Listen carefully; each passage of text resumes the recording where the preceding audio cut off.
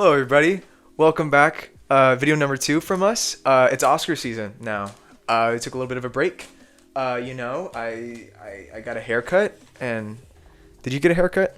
Yes. I also did get a haircut, yes. You look very nice today. Let's just get on with it. Okay, I'm sorry. Anyways, like I said, it's Oscar season. Last year, it was certainly a year for movies, wouldn't you say? Oh boy. Yes, it was. Oh boy, yeah. I'm so excited. The movies were just amazing this year. Nothing but top tier movies. Like Madam Web Yes. and Amelia Perez. Craven the Hunter. Oh. It made Crave millions of dollars. Did you know that? Crave $1 trillion, actually. Excuse me. Anyways, today we are going to be presenting our top 15 movies. Bottom 5 are just going to be honorable mentions, so technically top 10. But we watched a lot. How many movies did you watch last year? Not as many as you did, that's for sure. Just tell me. About 30 movies. Oh, that's good. Yeah. I watched 92. That's insane. Yeah. I'm so sorry. Anyways. You work at a theater, though. I work at a movie theater. It's fine. Anyways, getting on with the video. Basically, we're just going to run down top 10, say what we like about it. Our top 5 are going to be the big ones, which is why we got little cards right here. But yeah, I say let's just get into it. You want to start us off with your number 15 honorable mention? I'd love to. Let's go for it.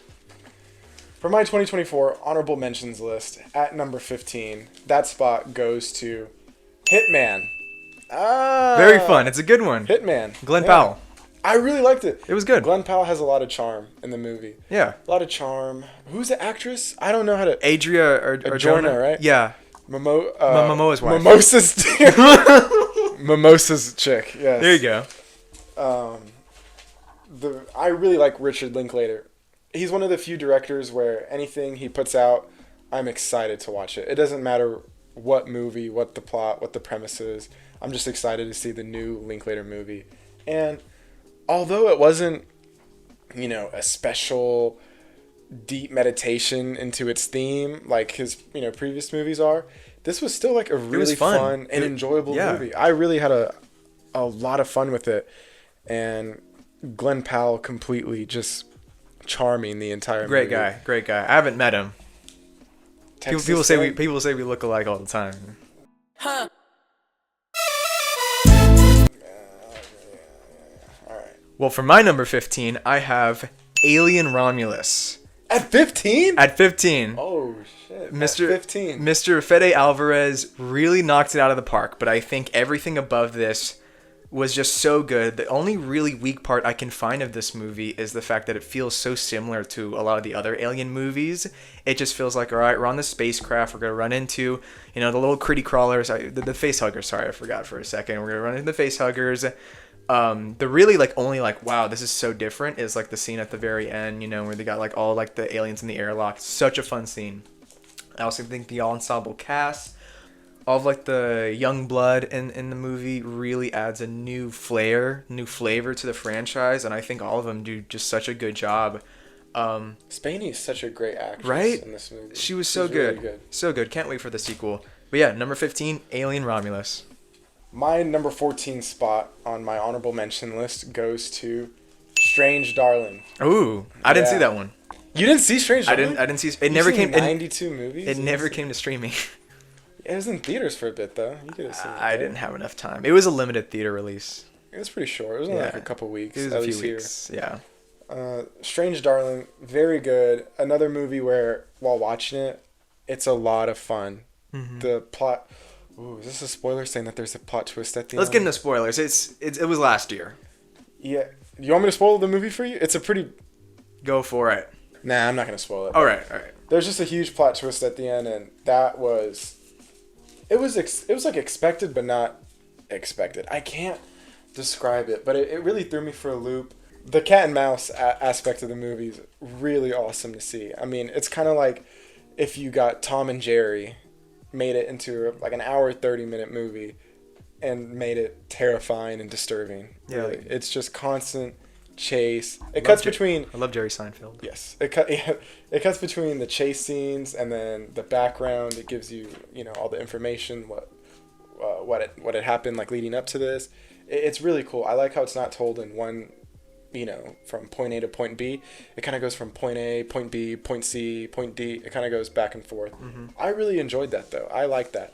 And let's talk about Kyle Gallner for a second. Kyle Gallner, what a guy. He's great in this movie. What a fella. He's great.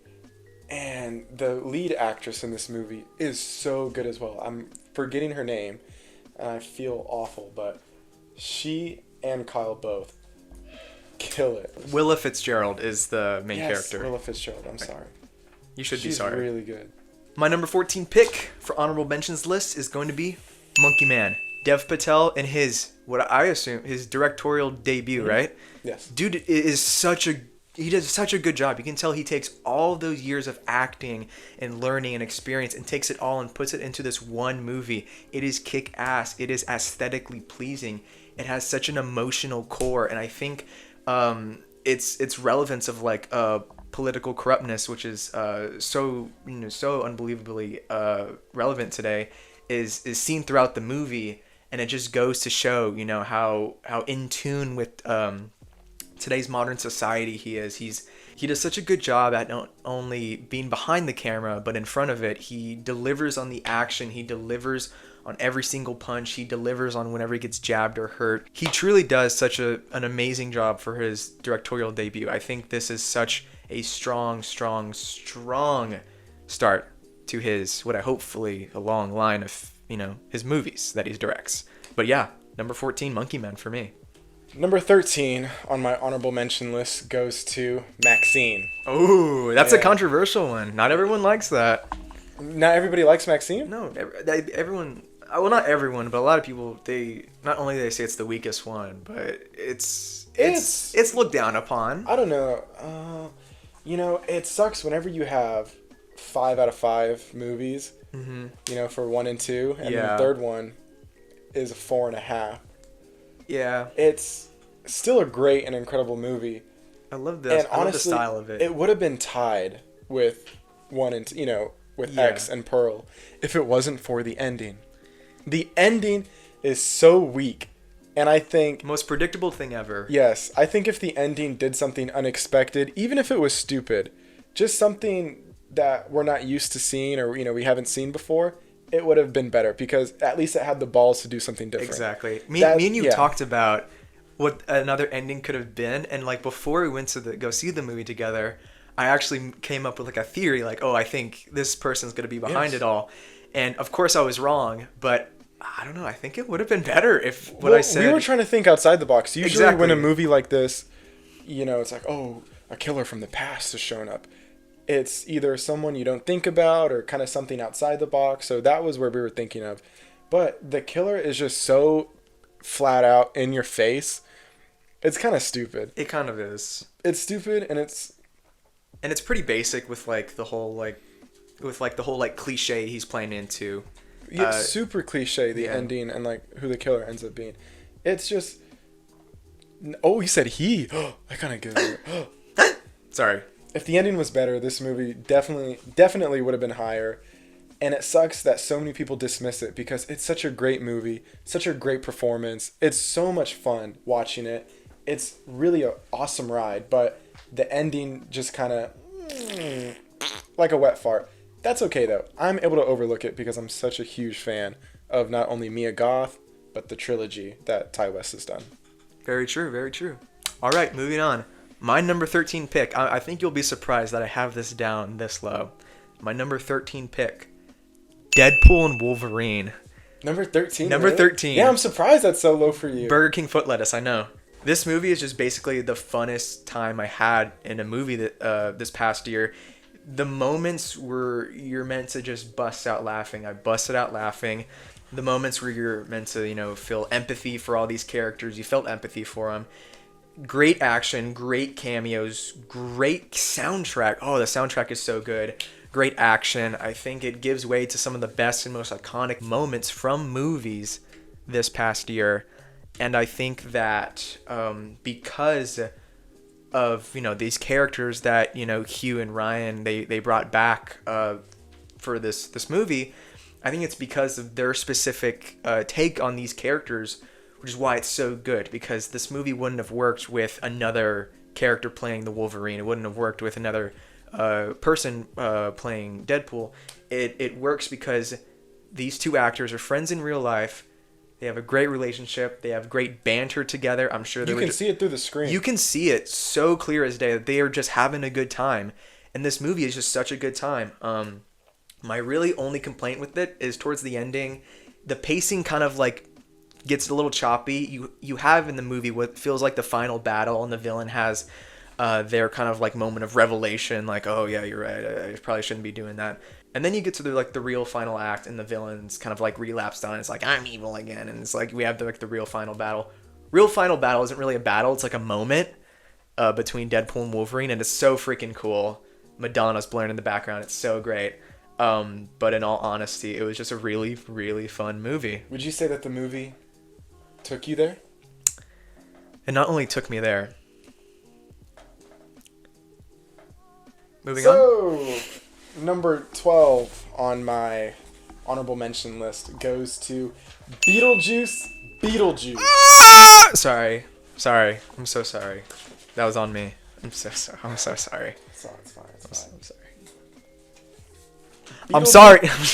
Beetlejuice was a spooktacular time. I so vividly remember the experience of us seeing it in theaters. I mean, it was so good, and we Yes. had the Beetlejuice icy. yes. Let me paint the picture for the viewer, all right, on the experience we had seeing this movie. Opening day in September, a chilly September evening, Oh, mind yeah. you. We go into the theater. We see at the icy machine the Beetlejuice juice Slurpee. Not Slurpee, but icy. Icy. Dude, we get like a large and fill it up to the top. We take a sip and it tastes like Halloween. It tastes like Halloween in a cup, which Yes. is wild. And a lot of people didn't like it. Yeah. Oh my god, I loved it. It smells like when you walk into Michael's and it's like cinnamon. You see like the Halloween decorations out. That's what it tastes like. It's like a cinnamon pumpkin. No, not really. It was like a green apple cinnamon. green apple cinnamon. Yes, green apple cinnamon. That was so good. The entire time we're watching the movie, we're slurping on the icy. Oh yeah, we're sucking on it. Okay. Okay. And then, you know, I really love the first movie. And Tim Burton, it's kind of cliche to say, but obviously like Tim Burton and all of his work, I really like it. It kind of has a special place in my heart. And so does the original Beetlejuice. I think it's aged wonderfully. And that I was kind of worried about going into Beetlejuice, you know. Will it live up to it? That's like the big question with all the sequels. Will it live up to it? Can it hit the expectations? You know, and it hit the expectations. Only time will tell if it's gonna age wonderfully or anything like that. Yeah, you for sure liked it better than I did. I still had such a good time with it. I had such a good time with Michael Keaton this whole movie. Right? He's just like a little gremlin, and it's awesome. It's so fun. All right, for my number 12 honorable mentions list, we're almost done here. It's I Saw the TV Glow, believe it or not. Oh my god, dude! This was such an acid trip into early childhood, because I'm sure you have those memories, waking up early, going to school, playing like random games in the gym there. It's a very faint memory that you have a lot of like core memories with, a lot of emotional memories towards, because it's just nothing we do from here on out will ever be like that. We're never gonna have that childhood, adolescence back. And it's just elementary school bliss for a lot of it. And mind you, the biggest contrast of this movie is going from just such these fond memories that, you know, it's trying to resonate with all these viewers, to horrific nostalgia. It plays a trick on kind of like movies and shows we weren't supposed to watch back in the day. I'm sure, you know, Robot Chicken, one of them, Family Guy, just random stuff you would try and stay up watching. Yes. That you knew you weren't allowed to. That has just hit such a chord with me. I remember staying up to 3 a.m. trying to watch Robot Chicken. It was just such a weird take on it, and just showing how fast life moves on and how we change and evolve as people. And while we still hold all those feelings dear, we're not the same people at the end of the day. I think this movie is such a treat, such an amazing throwback to, you know, kind of the era we grew up in, early 2000s. It was so freaking amazing. Remember when Walmarts had fish tanks? The Unk era. The Unk era. We've reached Unk status. But I mean, this movie's biggest flaw is how open-ended it leaves things. The conclusion isn't that much of a conclusion. I feel like this movie just hits stop on the runtime, and that's it. That's the biggest complaint, but other than that, I really, really enjoyed this movie. The number 11 spot on my honorable mention list goes to, drumroll please, it's pretty controversial. I'm sorry. In a Violent Nature. The one that's so slow and has the killer named Johnny and... You just don't get it. You're right, I don't understand. It's a movie where you're either going to hate it and think it's stupid, or you're going to love it and it's a cult classic. In my head, it's already a cult classic. I love this movie. I can't wait to see this movie get more and more love as the years go on. I think that's what's going to happen eventually with a movie like this. It's so good. Now, the killer Johnny is a bit of a twist. Not really I don't want to say ripoff, because he's not really a ripoff of Jason or other, killers like that. He's an homage. He's an homage to those, yes, yeah. To those kind of 80s not serial killers, but the slasher killers. The slasher genre. Kind of like, he's a mix between Michael Myers and Jason, even mix of both. And I had a lot of fun with Johnny. The characters, the teenage characters, are just cannon fodder for him. Yeah. There's nothing too special between them. It's such an interesting take on the overrun genre of slasher movies. Just, we've seen the same thing over and over again, 1,000 times over. Yeah. And although we still like it and we still enjoy it, it's still really cool seeing something new. And for me, it was kind of a breath of fresh air. Exactly. Even though it could have been a little bit better, I enjoyed something new. And I think it deserves its flowers. I really, really liked it. And I think it's well made. And well directed. I think this movie, it's enjoyable. It really is. Its biggest flaw is it's a little slow at times. There's moments I just zoned out and was like, wait, what just happened? Because it lets me rest, But, I mean, I got to give it to this movie. You're right. It deserves its flowers just single-handedly just for the pretzel hook kill. That is so wild. If y'all haven't seen this movie, watch it just for the pretzel hook kill. I'm not going to say anything more than that. But, yeah. All right, for my number 11 spot, this is our last one for the honorable mentions list, I have Flow. The cat movie. You know the cat movie? The animated one. Yeah, the cat movie. Not a lot of people saw it. Released towards the end of the year, last year. In my mind, I think it's better than The Wild Robot. Are you serious? I think so. What? I think this movie is so well made. I think the animation's better than Wild Robot because everything looks like simple brushstrokes.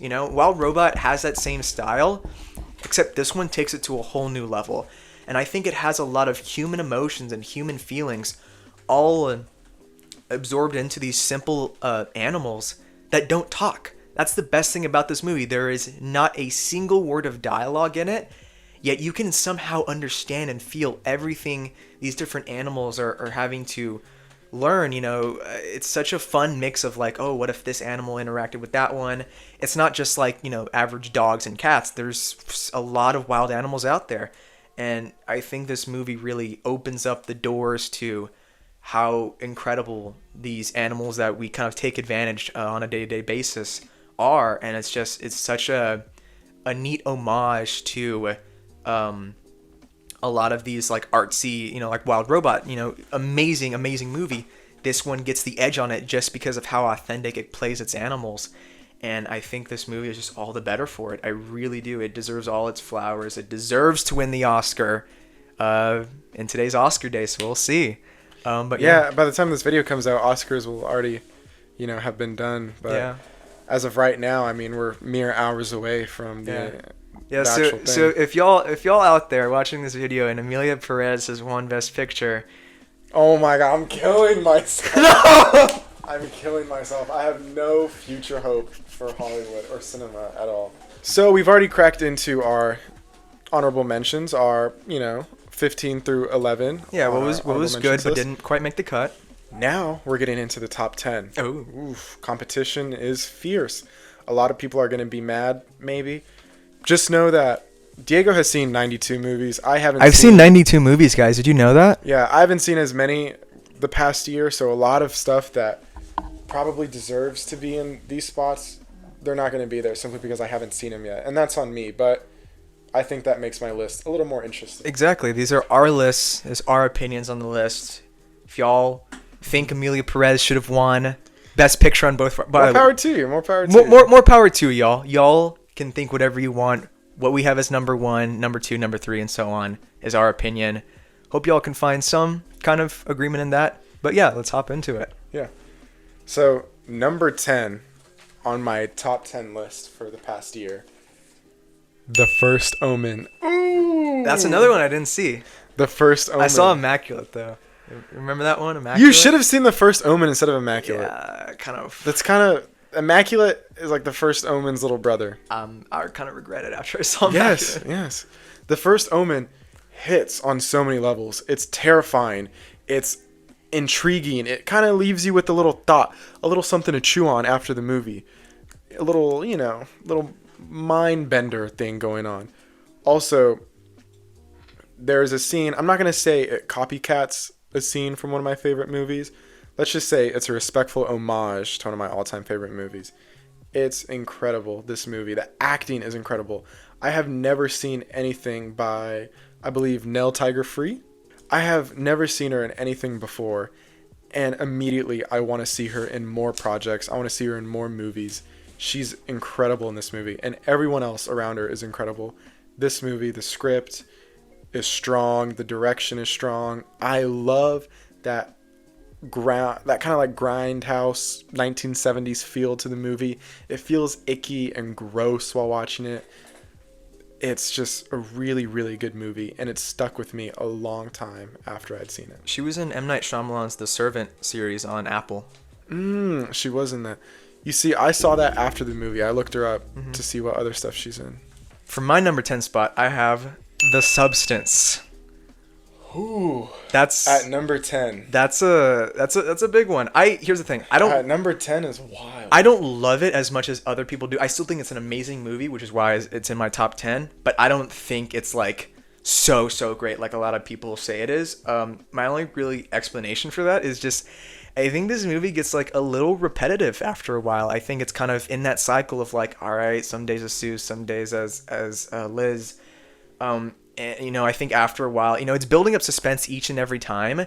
But I think this movie kind of does like their cycles like a little too many times. I think if it were to do just like around like 3, maybe 4 times, I think it does it like around 5.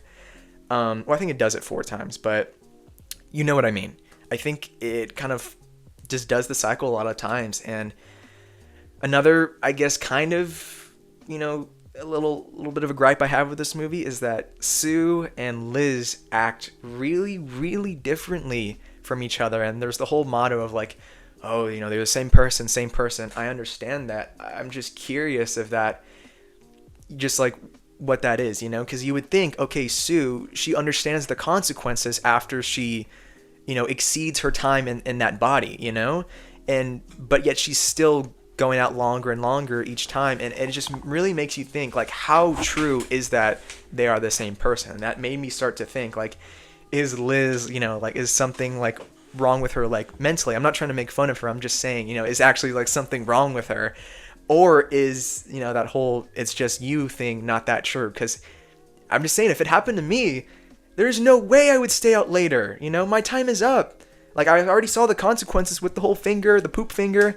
Out of context for anyone that hasn't seen it, that seems like a wild thing to say. But I just think this movie kind of chases its tail for a little bit. But of course, body horror, the acting, the representation of women in Hollywood and in the spotlight, and it's so unbelievably truthful, grotesque. I think the body horror aspect is used to all the way up here. Everyone does an amazing job of this movie. Amazing acting, amazing style and cinematography. It's so clean and pristine, yet so nasty and gross. That's a great way to put such amazing portrayal of the message this movie is trying to get across, and that's why I think it's number 10. Number 9 on my top 10 movie list is Anora. Banger. Really good, literally banger. It's a banger. Literally. It's a really good movie. Now, a lot of people on social media, this movie has, kind of gathered quite the hype. Yeah, you could say that. Quite the hype train, really. although I think it's a great movie and Sean Baker does a wonderful job with the writing and directing, I don't think it's this huge masterpiece. It's good. It's really good. Really good. Not a masterpiece though. Oh man, I really hope. I'll get into it more because it's on my list further along, but yeah. We'll just leave it at that. Alrighty. For my number 9 spot, I have The Heretic. Really? It's a banger. It's actually kind of a banger. I think this movie, the Thatch monster does it again. The Thatcher rat, she's one of the best parts of the movie. I think this movie works so well for me because it says a lot to discourage faith. It says a lot to discourage religion. It says a lot to poke fun at these different kind of, faiths people follow.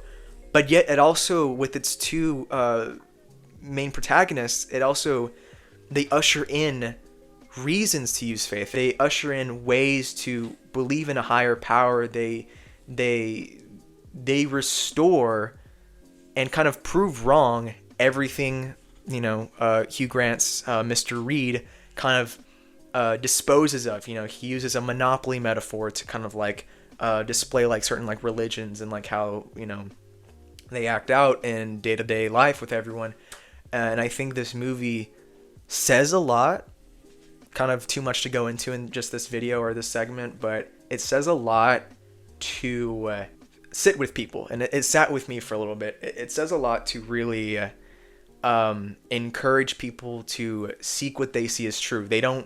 This movie doesn't discourage religion, and also doesn't, praise it to the highest level. It says what it says, and I think a lot of people might benefit from watching this movie and kind of seeing the metaphors of religion, play out in this, the little puzzle sequences and all that, and the test of faith. I think this movie is really, really good in what it says.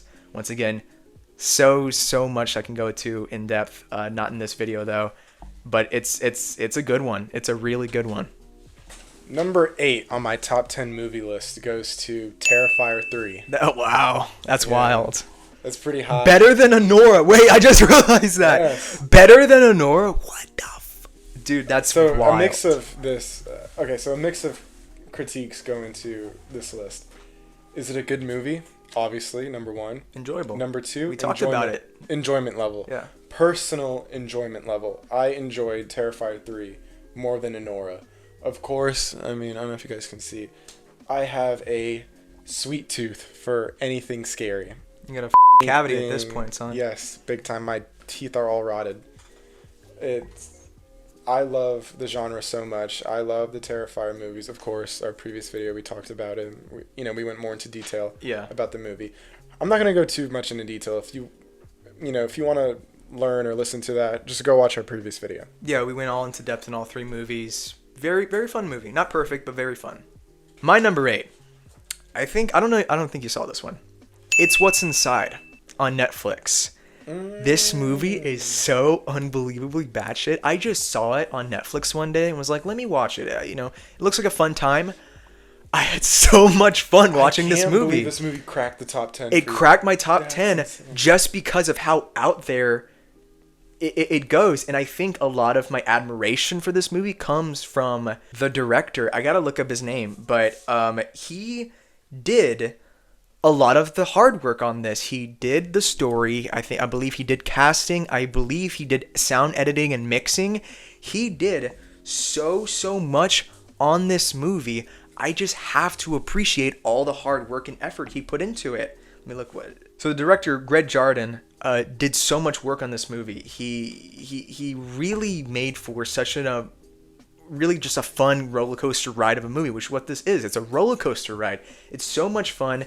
I get how people don't really like it that much, these kind of movies, because a movie with this premise, character swapping bodies, can get a little confusing. But the way this movie tackles who's in whose body with a certain nice red light kind of just editing choice, it's so good. It's so amazing. All the characters have distinct personalities, so it's easier to tell, okay, that's that. I just think this movie is just so unbelievably fun. More people should check it out.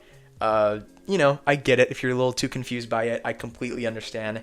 I was so enthralled in this movie's premise that I really wasn't confused at all. I had such a fun time. It was such a fun movie. And yeah, it's such a banger. Number 7 on my top 10 list. A little bit higher than your list, but Alien Romulus. Oh, yeah. And we already talked about Alien Romulus, so that's it. Okay. Number 7 on my list, I have Challengers. Oh my god. Really, the only thing I really want to say about this movie is that it's gay in all the right places. Yes. Yes. And what sucks is I'm such a Guadagnino stan. I love Luca Guadagnino. Yet I haven't seen his 2 movies this year. I can't believe that I've still put off Challengers and Queer. I've still put off those 2 movies. Self-proclaimed Guadagnino fan hasn't even, seen his... You're a poser. I am a poser, dude. And I hate it because his movies are very thoughtful, very touching. Yeah, he did. Very beautiful. For those of you who don't know, he did Call Me If You Get Lost. I just realized what I did. Call Me By Your Name. Sorry. Tyler. Tyler. I'm sorry. Proceed. For number 6 on my top 10 list, I wonder if it'll be your number 6 also. I don't know. No, you didn't see this movie. Oh, never mind then. It's Furiosa. It's not. It's way lower. Yeah, that's okay. Furiosa hit with a lot of people. It also missed with a lot of people. I definitely get it. It's a bunch of rambling and it drags along. A bunch of rambling in the desert. The movie time, the pacing drags. It's really good though. I liked it. I personally enjoyed it. I don't care. You can get George Miller, have him write 10 more Mad Max movies where it's just characters being batshit crazy in the desert. It doesn't matter what happens. I'll be there seated. I'll watch it. It's so enjoyable. I kind of think Happy Feet's better. For my number 6, I have We Live in Time. Who's everyone's favorite Hollywood... The Garfunkel. I was going to say, who's everyone's favorite Hollywood pair 'em up couple? Who's everyone's favorite little white boy and little white girl? The Garfunkel? The Garfunkel and Florence Pugh. Mm-hmm. They're married in this movie, and their chemistry is so off the wall. I think they work so well together. And this movie's just deep. It's so deep. It goes into a lot of emotional beats with such ease. And, Garfield and, Florence, they tackle these roles with such pristine ease. I understand, if it was probably hard in some scenes, but they're just naturals in this emotional climate. And I think this movie just swings for the fences in all of the emotional beats it's trying to go for. It's so unapologetically human. It's cruel. It's also amazing, and it makes you want to go out and, touch the flowers and all that. Call your mom, say you love her. It's one of those movies that makes you think for a little bit. It's beautiful. If y'all haven't watched it, it's on Max, or you can always just buy the physical media. It's a good one. All right, we are now done with 15 through 6. Yes. Now it's time to get to the real movies. Wait. Our top 5. But before we go into that, should I get dressed into something a little more appropriate? Oh, for the occasion? Yes. What else do you have? Let me show you. How'd you do that? I don't know. You should try it. Do it again. No. Do it with meaning. Like, think about it. Oh, hey. No.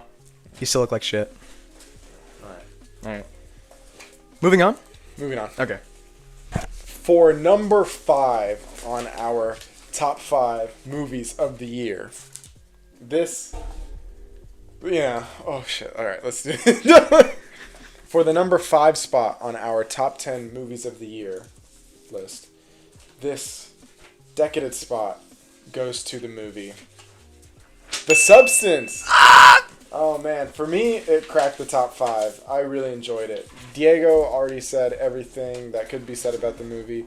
It's really good, wonderful. I like the message. The acting, oh my god. The acting itself. It's a must-see just to see Demi Moore and Margaret Qualley just act their asses off, literally, in this movie. It's really good. Well, now that the substance glazing is over, I'm just kidding. My number 5 is what do we have? Anora. Oh! Anora, higher than yours, beats out Terrifier 3. Get out of here. Basically, Anora is just it's batshit. It's batshit in every way. The first half is like, oh, star-crossed lovers. Oh my gosh, it's such an amazing love story. Halfway through, tables turn, shit happens. Basically, this movie just rides that wave of just pure adrenaline and just such intense acting for the rest of the runtime. I see it very tragic. Here's the thing. You talk about the first half being this like awesome love story. In no way did I get that. While watching it, it's like watching a bomb go off where it's like, this isn't like this happy love story. This is awful. Like, this is a train wreck that's about to happen. And you're just sitting there, watching it as a train inches closer and closer, to the car that's out on the tracks. It's like, when's the part? And it sucks because Anora believes that it's true love. She believes that this is her Cinderella story. This is her way out of this life. Right. And I think it's her like trying to like sell the audience on like that she believes this is what makes me think, that they're meant to be and all that. But I mean, the character Honora really believes that this, this is her husband, this is her story, and for the movie to end the way it does, it makes it very tragic. It's very sad.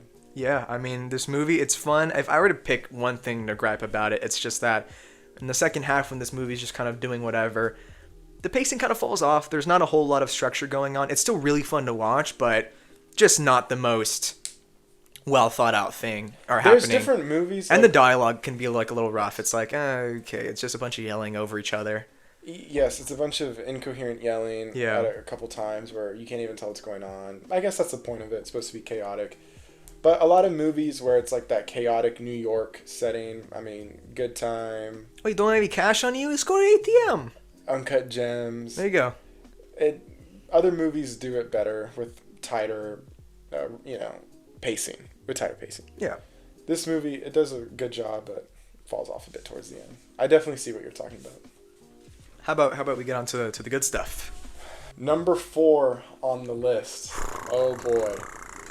Number 4 goes to the Bike Riders. Oh my god. The Dick Riders. I love the... Shut! Get out! Get out! The Bike Riders is so good.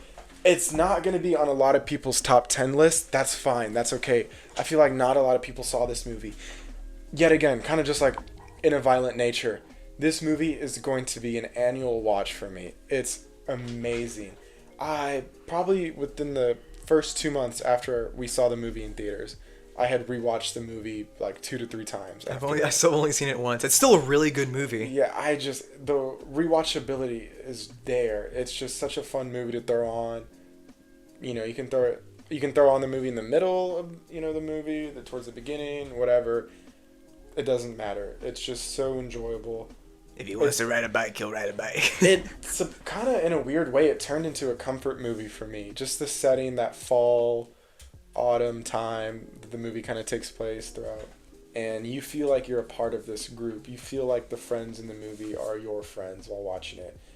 You honestly form a special, I'm not going to say a special bond with the characters, but you feel for them and you want them to succeed. You want this club to succeed. Funny enough, the movie is now a comfort movie of mine. I love to just throw it on and watch it, whenever. It's really good. And these characters, you really connect with them and you feel for them. And I feel like that's what makes the ending that much more of a punch, is that throughout the movie's a quick movie. Isn't it like an hour 40? Or is it's something like that. It feels a lot longer, but in a good way. In a really good way, because you want to stick around and you want to sit in this movie. You kind of want to enjoy it because there's just something warm about, the setting. For my number 4 pick, Bounce on it. Number 4? Nosferatu. Number 4? Number 4. What? Number 4. That makes no sense. How is that number 4? Like, not even a top 3? It almost top 3. Comments. Kill him in the comments. Comments. It's a top 3 for sure. Nosferatu.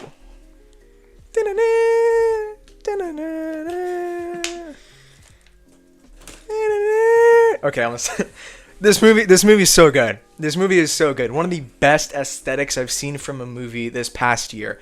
It is so good. All of the actors do such an amazing job. Willem Dafoe's just in there, going like he's being Willem Dafoe. And that's what I came there for. That's what I came here for. He's so good, just being a creepy old guy, just spouting nonsense. It's such an amazing homage to that time period and the original Nosferatu. This movie just like does so much right. It really emphasizes the pure terror that bestows this like little town, and it goes off the rails on just the time period, the depression, like the muggy kind of like gray tone, black and white kind of palette of the movie, the color palette, and the cinematography, the prosthetics and like the makeup, all of it just does its best to disgust the viewers. And it was so gross to watch certain scenes play out. The sound design also, it's just so creepy and eerie. It feels like someone's standing behind you watching you. That's the movie. That's the vibe the movie kind of gives off, My only complaint with this movie. For the movie, we see Thomas and Ellen kind of like, they're meant to be together. Thomas is, after he goes to visit Nosferatu, he's going back, he's doing everything to get back to his beloved Ellen. I think this movie pushes these two apart for so long that I feel like this movie's saying how important their relationship is than we're actually seeing, Of course, we get that beginning part, where we see Thomas and Ellen being lovey-dovey with each other. They're great. Nicholas Hoult, Lily Rose Depp, they work really well together.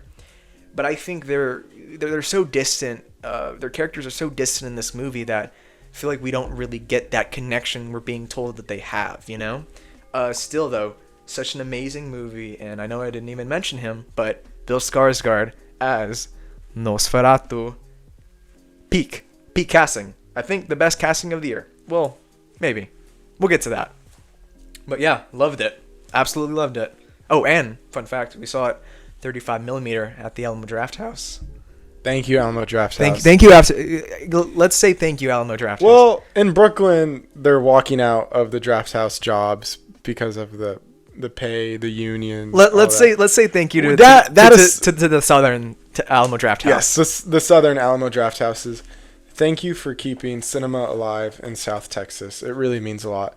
There's just few outlets for movie lovers like us in this kind of side of the country.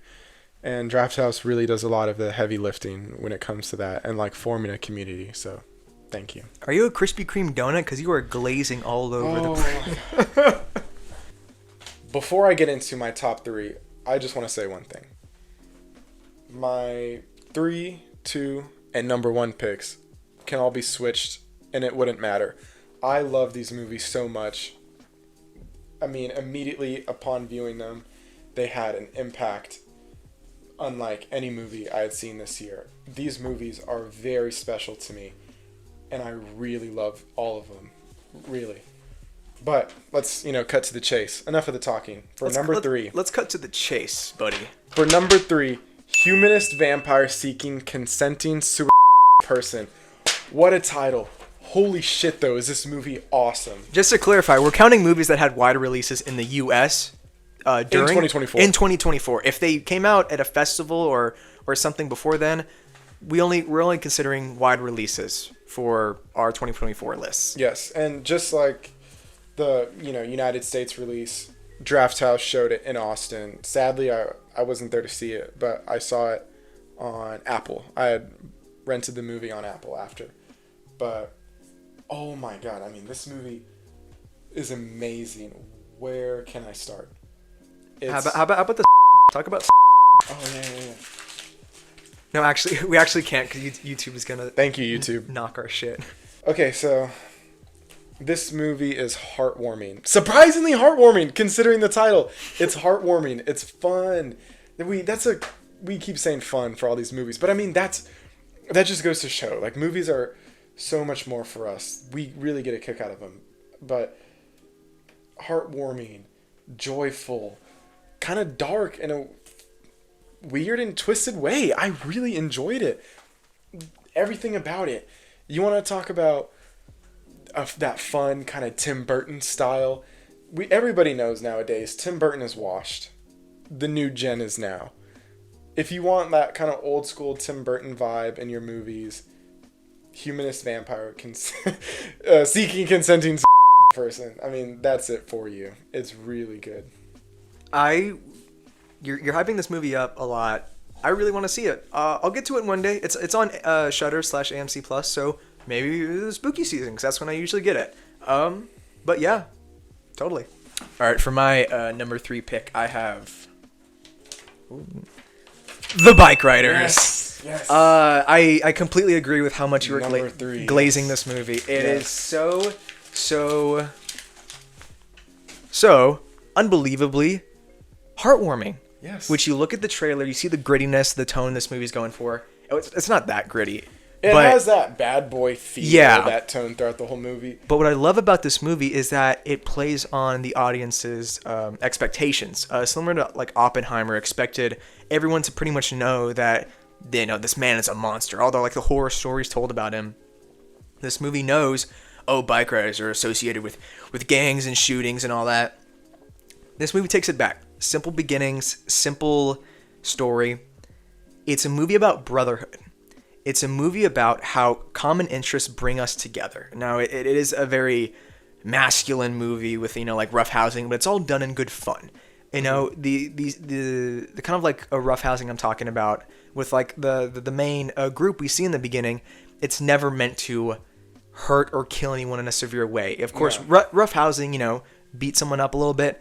But this movie, behind it all, it's about respect, it's about honor, it's about how tragic something so simple can be turned and overtaken into just something so, just dark and menacing. And something out of purity can be turned just into love for bikes. Dark. I think this movie really does showcase a lot on just how impactful trauma can be within these like really like masculine groups, because it's like a lot of these men they bunker their feelings down, they really push it all down, and it's like, no, we're not feeling that. When they actually are, they're just not giving themselves the space to feel those feelings and then learn from it. Instead, it boils up into this movie's climax, really just such a heartbreaking showcase of how, like we said, something so simple can just turn into something so self-destructive and dangerous for everyone involved and everyone's loved ones who are involved. It's such a brilliantly done movie. It's gotten like no award buzz or anything. I hardly heard anyone talking about it. It is such a good movie. Tom Hardy, Jodie Comer, Austin Butler, all amazing, all great. If you have a chance, watch it. I implore y'all to watch it. With that said, we move on to number 2 on the top 10 list. Number 2 goes to... You must bounce on it. Oh my god. I have seen this movie twice in theaters. Oh my god. It is everything you want. For me, I love gothic kind of movies, movies like The Crow. We get it. You like goth girls. Move on. There's a theme. My top 3, 2 vampire movies. I have a thing for vampire movies. I kind of have a soft spot for them. They're very good. But this movie just nails it. Coffin. You nail a coffin. Nailed through the heart. It's a stake to the heart. Dumbass. Kind of like my other picks where Diego has said everything about the movie there is to say. I mean, you put it wonderfully. I had the best time seeing it. It's really visually striking. The acting, really good. It depends, actually. I think it's very good. Some people find Lily Rose Depp to be a little cheesy. Oh, she's so good though. A little She's bit much for so some people. good. It's a bit much for some people's taste. But to people who think that, I say, what the do you know? Oh my god. I mean, you're idiot if you saw that movie in theaters and as she's like tweaking, ripping her shirt off. I mean, seriously, you're a dumbass. That's like acting at its finest in front of you. So, to clear the room of anyone who doesn't like Nosferatu, you're entitled to your own opinion. He just feels very strongly about this movie. This movie is amazing. And Robert Eggers, oh my goodness, he can do no wrong. Robert Seggers. As of yet, he can do no wrong. Let's see your top 2. All right. Oh boy, am I excited. Number to hear your 2. top 2. Number 2. Let's hear it. I have Dune Part 2. Oh my god. That's number 2. That's number 2. What's your number 1? We'll get to that. Holy shit. Basically, this movie is peak. It is great. Oh it is my God. everything you want from a Dune sequel. This movie does it all. It says a lot. It has fun while staying grounded, while also being this really wild sci-fi epic. I still think that Timothée Chalamet was snubbed from the nom here. I didn't see A Complete Unknown, but something tells me that even when I do see that movie, he deserves that Best Actor nom for this movie, not that movie. Once again, I've never seen it. I'll probably see it once it goes to streaming. But this movie just sells you on this world. It takes a deep dive into this universe, and it's so intoxicating. And I know it's somewhere on your list. It's somewhere up here. But I'm just gonna say, it's so good. I know I've said it like 3-5 times. That's how good the movie is. That's how good the movie is. I just want to say, why it's not number 1. There's a scene in this movie where it's a little bit of a spoiler. Paul has visions to the future about gaining power, and he sees the deaths of multiple people, and just he sees bad things if he comes into power and takes over, the lives of all these people, and he doesn't want this, of course. And there's a certain place he sees that he goes, and he gets that power there. When he says he doesn't want to go, the love interest in this movie, Chani, played by Zendaya, she's like, no, Paul, you shouldn't listen to that. You should go anyways. You should go. So Paul's like, all right, maybe I'm being a little silly. Paul goes, of course, he earns power there. And then Chani goes up to him and is like, you piece of shit, you earned power. You earned power. Why would you do that? That's a huge exaggeration of what actually happened, but it's essentially what happened. What's your one gripe with it? It's my one gripe with the movie. It's stupid. I hate that was I don't know. I feel like Zendaya does a really good job, but Chani is a character. It's like her response to things ranges from scene to scene. She can be really into something, she can be totally against it. But other than that, amazing movie. I mean, what a movie, right? What a movie. What a movie. With that being said, my number 1 on my top 10 movies of the year list. Oh wow, I wonder what it could be. Definitely not what I chose for my last one. I guess we'll see. Only one way to find out. For number 1, this goes to Dune Part 2. Let me have the honors of glazing this movie even more. Seeing this movie in IMAX, this is what theaters are for. This is why you go to the movie theaters and you buy the super expensive IMAX ticket for movies like this. Not only was this a movie that I watched, it's a movie that I experienced. The scene where he rides the worm. You felt the theater shaking. You literally felt the theater shake, and as it comes closer and closer, you can hear it behind you, and you hear the sand. It's awesome. It's such a great movie.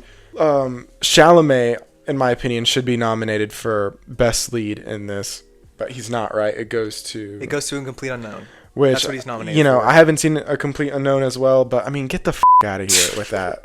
It's like casual, like Hollywood bullshit where it's like, oh, he played Bob Dylan. This is the more important movie. Like, they're putting a biopic over a sci-fi movie because of stigma in Hollywood. I don't care. I think he plays such a, better character in this movie. He is Paul His Muad'Dib Atreides, and he is the Duke Lisan of the Al-Gaib. Lisan Al-Gaib, you suckers. You're going to tell me Bob Dylan is better than Lisan Al-Gaib. I don't think so. This movie, incredible by a mile. Austin Butler as Fade. Oh my goodness. You have Space Christopher Walken in there. Just Paul, your father, he was a bit of an asshole, I did what I had to do. I had to kill him. I'm gonna go back to Severance now, Dude, everybody. You have the Pewmeister, the Butler, the Buttmeister, Rebecca Ferguson, mommy. Not Zendaya. Rebecca Ferguson in this movie is terrifying. Mommy. She puts on one of the most terrifying performances I have ever seen. I'm not even kidding. In Dune Part 1, she's just, a royal, not a queen because the Duke hadn't married her yet. She's his concubine. But she plays this elegant royal figure perfectly. And as the movie, in Part 2, as the movie goes on, that's kind of stripped away. It, no pun intended, the sand slowly wears, that character down. And what's revealed is this Bene Gesserit wizard, this evilness within her to gain power and to gain control. And by the end of the movie, she is unrecognizable, the character at least. This movie's kind of a it's kind of a travesty. It's like, oh wow, all this bad stuff happened in Part 1. Of course, this movie has to win in Part 2, and I think their win is disguised by how terrible the things that have happened to them to get this win, Well, but is it really a win? And that's what the book and this is what Dune's known for, where the main character wins at the end. But is that really a win? Is that really what you want? Not really. But then again, what's the alternative? Being enslaved and all that. There is no winner. There is no good ending. There's no good ending. There is no winner, and that's what's tragic about it. But this movie, oh my god, absolutely amazing. I cannot recommend it enough. I mean, it made like $1 bajillion. A lot of people saw the movie. Nowhere near more billions, but it did make. No more near crave trillions. There you go. But it got close. What's Diego's number one? Alrighty, everybody, my number one. Aren't you excited? I don't know what your number one is. So. I feel like you should by now. Let's see. Oh, I see it through the. No way! It's Conclave! No way, Conclave's. Here, my number one movie is Conclave. I will explain it right here. I think this movie, while Dune Part 2 offered an epic cinematic experience, this one offers an epic cinematic message. This movie is a hard truth in and of itself. I think a lot of people need to watch this movie to humble themselves. I think if someone doesn't like this movie, I think they're one of three people. One, they don't care about religion. They don't care about religious topics. That's fine. You're entitled to your own opinion.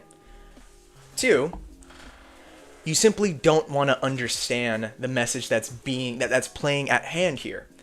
Or three, you understand the message, you just despite it. Which this movie is kind of making fun of those kinds of people. This movie shows the politics of the church for as it is. A lot of people interpret whatever the church says goes almost as if like Jesus himself said it himself. No, that's not how this movie portrays it as.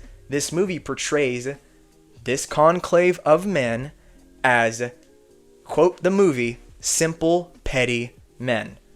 This movie not only says that at the very end after we've seen these men be simple and petty, but we also see, you look on the news, you do the research, you do a deep dive yourself, you see what this movie says and does isn't fiction, it's fact. All of these horrible things that have been masked by the face of God, and anyone dare dispute what what all these men say are criminals. You're going to hell. You're going to hell if you even dare disagree with what these men say. I think this movie shows truth in a lot of different aspects. The people who don't like this movie, that's fine. It's your choice. You don't like this movie. I completely understand. I think a lot of people need to watch this movie to humble themselves. I think they need to watch this movie to learn something from it, to learn something about the church. I'm not dogging the church here. I'm just saying what this movie says is fact. And a lot of people need to take that into account and realize that, have whatever faith you want, believe in whatever you want. I don't care. I love everyone equally as long as you're not a bad person. I'm already going on a tangent here, but what I'm trying to say is this movie does so much in its message that the message of this movie is better than the message of any other movie I've seen this year. Messages in my top 10 come very, very close, but this one kind of has that edge because of just how it represents a hard truth that a lot of people, I think, kind of deserve to see. But, I mean, other than that, cast every single person, no matter how big or small their role is, amazing job. The sound of, like, the holy bells and all that in the background is, like, kind of like an eerie, like, little, like, tone to it. Amazing. The cinematography of, like the grand, church layout is so good. This movie does so much. It's near perfect. I think this movie does tend to wander a little bit, which is why it's not a perfect score. But it is my favorite movie of this past year. And I think a lot of people should really, really watch this. I didn't see it in theaters. I think I would have loved if I did, but I saw it on streaming. And I think this movie is just that good. It deserves my number one spot. Dune would be number one, but the message of this movie kind of compelled me to kind of like open my eyes in a way to like look further into like certain aspects of like religious politics and all that. And I just think this movie does such a good job in portraying all these figures in such a truthful light, while also giving a lot of them such a warm, welcoming feeling. This movie has its villains, but it also has its heroes in an odd way. But yeah, that is my number one pick, Conclave. Amazing movie. So that wraps up our top 15 movies of the year. Yeah, I'd say that was pretty solid. I'm getting really hot in this. Yes, that's okay. We're almost done.